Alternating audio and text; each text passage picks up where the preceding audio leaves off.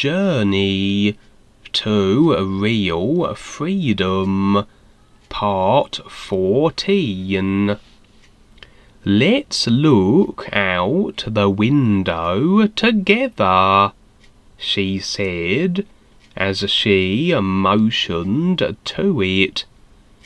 As I looked out the window, I could see there was nothing there but darkness. Then she looked at me, smiled, and then we walked back into the other room and sat on our beds. As I looked up from my bed, I stared at the ceiling for the longest time.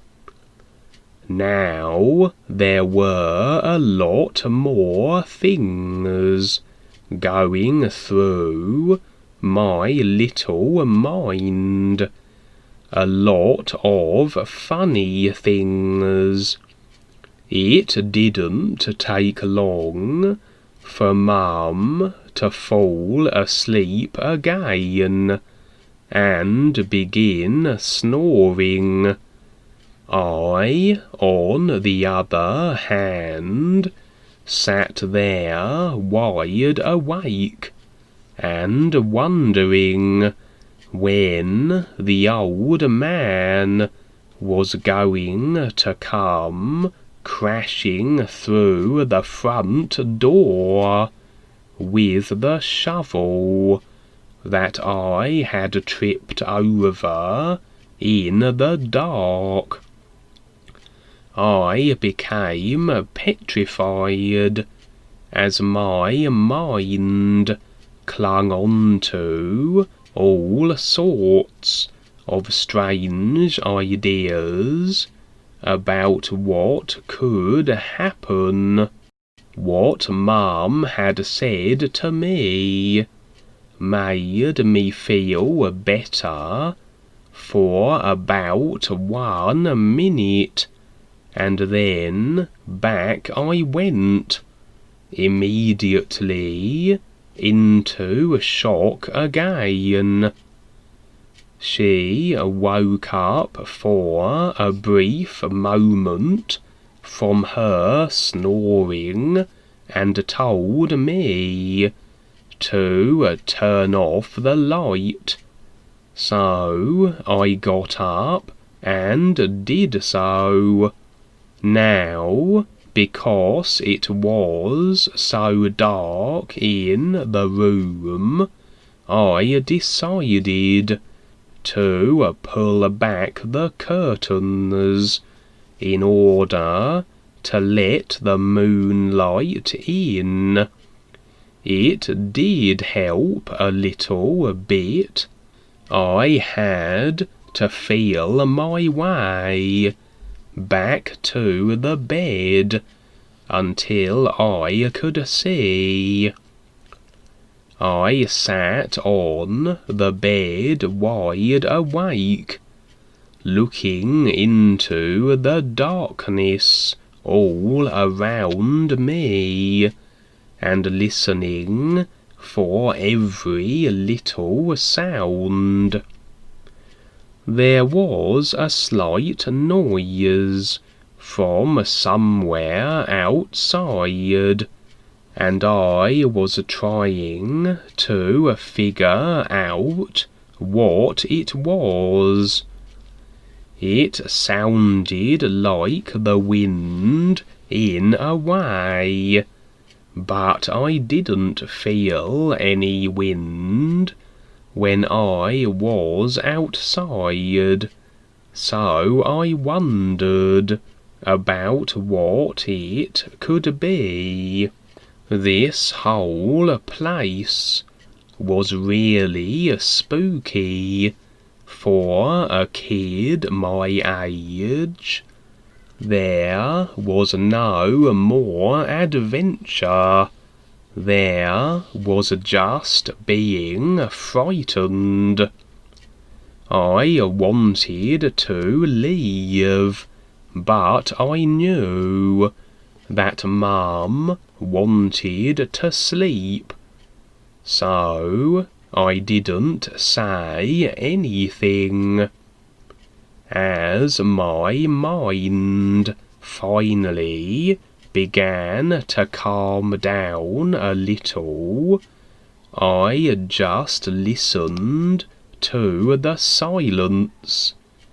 As the sound I heard finally stopped, everything was so very still. I was now finally enjoying the peaceful calm of the night.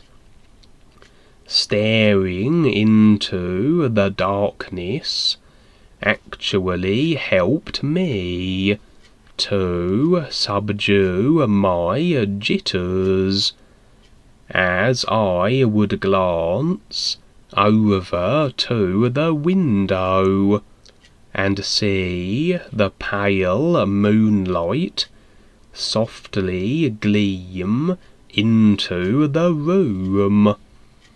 After a while, I was feeling very calm and relaxed. I let myself feel the softness of the bed and fall into it. I began to slowly fall asleep. I could feel myself getting ready to go into my dream world and beginning to drift away. But then I suddenly heard something outside the door on the old wood porch. I immediately sat up and started to sweat. I could hear the sound of someone slowly walking along the wooden walkway outside. They were taking a step at a time, so softly and slowly. I looked over to the front window with its curtains pulled apart, and could easily see the pale light from the moon shining through, and there was also a swift shadow that ran past for a brief moment. Now I was really stiff with fear. The view was rather eerie, with what seemed to be shadows all around. As I was looking out the window, I think my eyes were playing tricks on me, as I began to see faint images of some sort.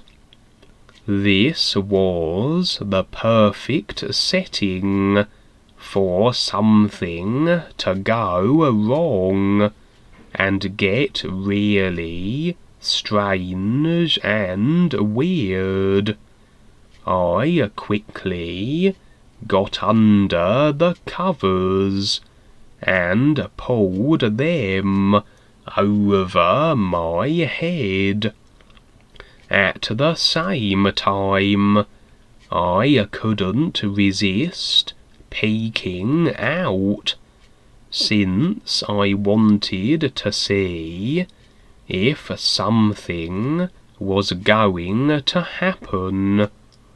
I figured if something did happen, I could run away if I had to.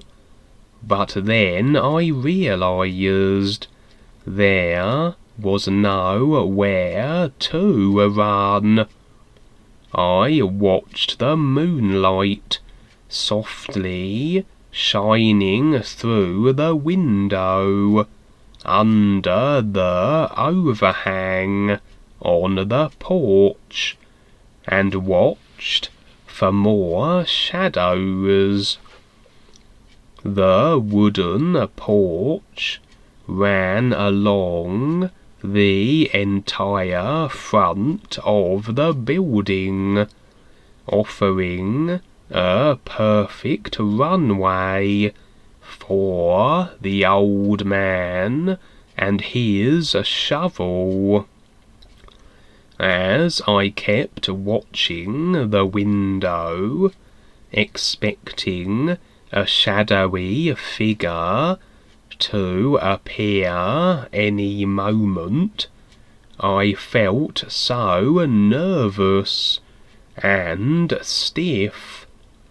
My knees were actually knocking together, and my teeth were chattering as though I was freezing.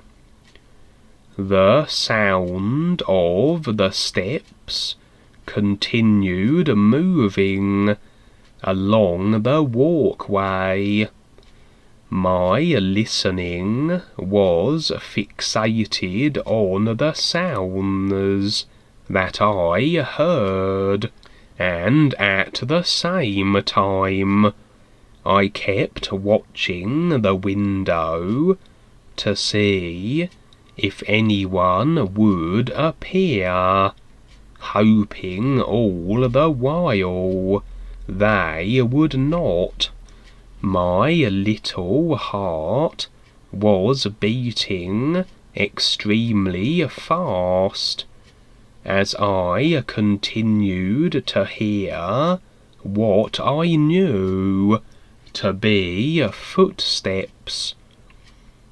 I kept imagining the old man with his invisible friend coming along the walkway, wanting to get Mum and me. My idea was that he ate people who stayed here, because when we checked in, I didn't see anyone else or any other cars outside. It only made sense that he had already eaten all the other people that stayed here. After all of this thinking, I was really becoming concerned. I wanted to wake up Mum and get the heck out of this place, but I knew that I shouldn't. Then it happened. A shadow suddenly appeared at the window, and then slowly moved into plain sight. It was the faint figure of a person, with something in their hand that looked like a stick, or even a shovel, being held up I was in total shock again, and I could feel my little body becoming even stiffer. I wanted to say something, but I couldn't talk, because I was just too frightened, too frozen to even move. I could see the figure slowly walk past the window and towards the door. I watched in total stiffness as the figure disappeared from the window, and I knew that it was headed for the door. My little heart was going so fast that I thought my life was going to end any minute. Then it happened. The doorknob began to turn. I was starting to really sweat now, tense and stiff as a board, and already screaming in my mind. I knew the door was locked, but I was still scared out of my wits. I could hear it turn several times, but whoever was out there could not get in. At least that's what I hoped. Now that I was in a total panic, a red alert within myself prompted me to sit up and scream. "Ah! Ah! Ah!" I yelled as loud as I could, and as I did, I could hear whoever it was running away along the walkway. I kept yelling all kinds of words that made no sense. I was in a panic. I had no idea what I was saying. I just blurted out anything to make noise, as Mum sat up immediately. "What are you yelling about?" she asked, with a concern in her voice. I was trying to speak and make sense, but I was all out of sorts from fear. My jaw felt frozen as I tried to speak, and my mouth was like rubber. It was as if I had no tongue. I finally got the right words out. "Mum, there was someone at the door. There really was. They were turning the doorknob and trying to get in," I said in a panicky voice.